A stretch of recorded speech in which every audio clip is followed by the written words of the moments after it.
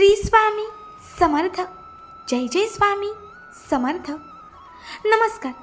तुम्हा सर्वांचे आपल्या आम्ही स्वामींचे दास या स्वामीमय चॅनलमध्ये मनापासून स्वागत आहे.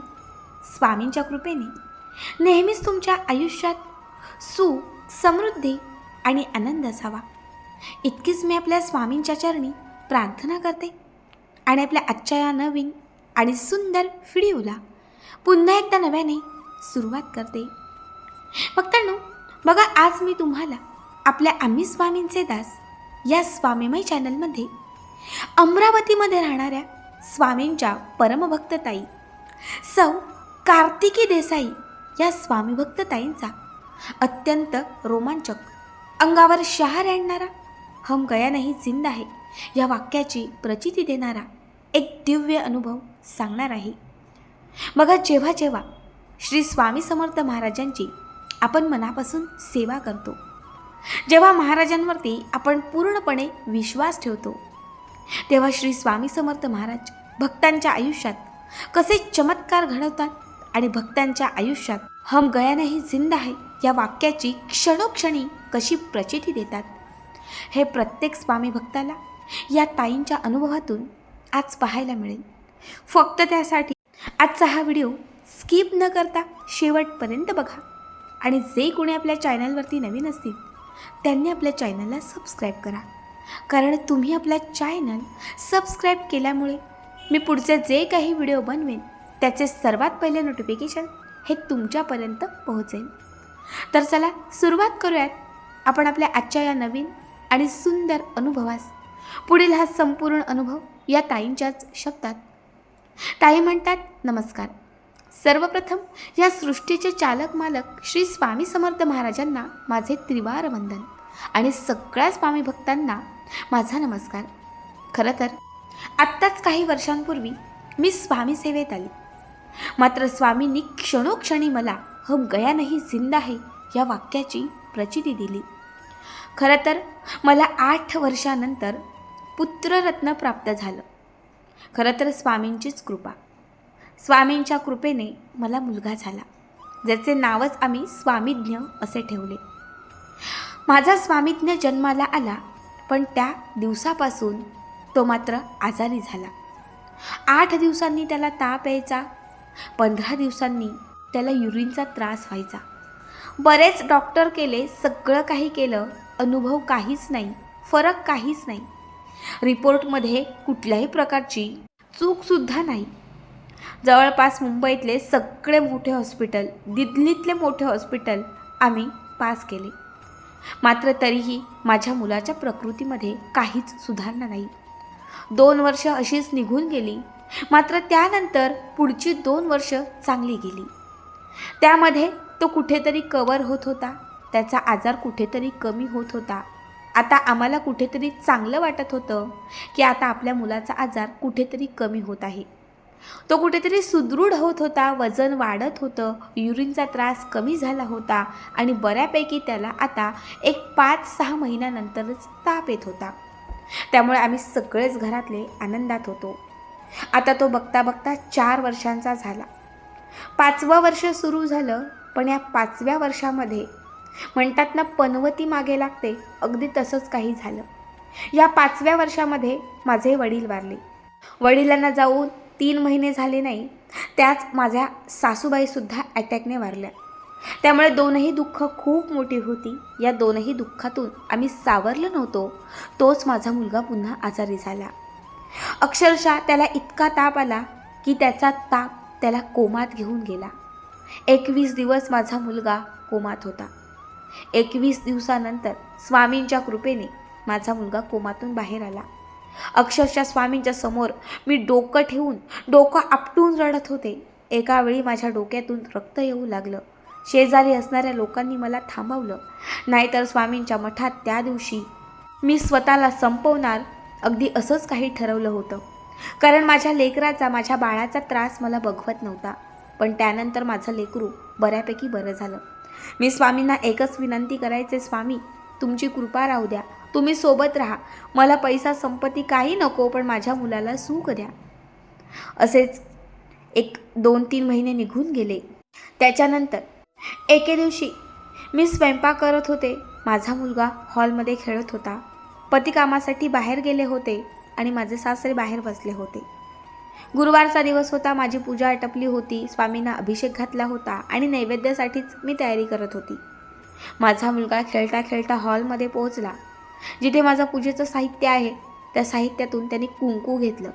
कारण कुंकवाची डबी ही मी खालीच ठेवली होती, ती त्याच्या हाताला लागली आणि त्याने सगळं कुंकू स्वामींच्या मूर्तीवर अर्पण केलं. एक अर्ध्या तासानंतर जेव्हा मी हॉलमध्ये आले तेव्हा बघितलं तर त्याने सगळं कुंकू स्वामींच्या मूर्तीवरती पसरवलं होतं. मला काही समजेना, कारण मला माहिती होतं स्वामींना कुंकू अजिबात आवडत नाही आणि आपल्या लेकराने स्वामींच्या अंगावर कुंकू सांडलं. हा शकुन की अपशकुन यामध्येच मी 5 मिनटं मग्न झाले. कुठेतरी मनात भीती वाटू लागली. हा अपशकुन आहे असेच ठरवले. काहीतरी आता वाईट घडणार, माझ्या मुलाला काहीतरी होणार, आमच्या घरात संकट येणार ही मनाशी घट्ट केली. डोळ्यात कुठेतरी पाणी आले. पतीला फोन करूनही सांगितलं. पती म्हणाले, अगं लहान आहे तो. पण मी म्हटलं नाही, लहान आहे पण त्याच्याकडनं स्वामींच्या मूर्तीवर आज कुंकू सांडलंय. कुंकू स्वामींना आवडत नाही. स्वामींना कुंकवाचा प्रचंड राग आहे. आणि मग त्यानंतर मी स्वामींच्या समोर बसून स्वामींची माफी मागू लागले. जवळपास 2 तास उलटून गेले. स्वामींना नैवेद्य दाखवला. स्वामींची पुन्हा एकदा माफी मागू लागले. खरं तर तिथून माझ्या मनामध्ये चलबिचल होत होती. अंगावर शहारे होते. कुठेतरी हृदयात धडधड होत होती. काहीतरी आता होईल याची जाणीव वाटत होती. रात्रीचे 9:30-10 वाजले असतील. आम्ही जेवण केलं, झोपलो. मला तर झोप लागत नव्हती. मनात सतत विचार येत होते.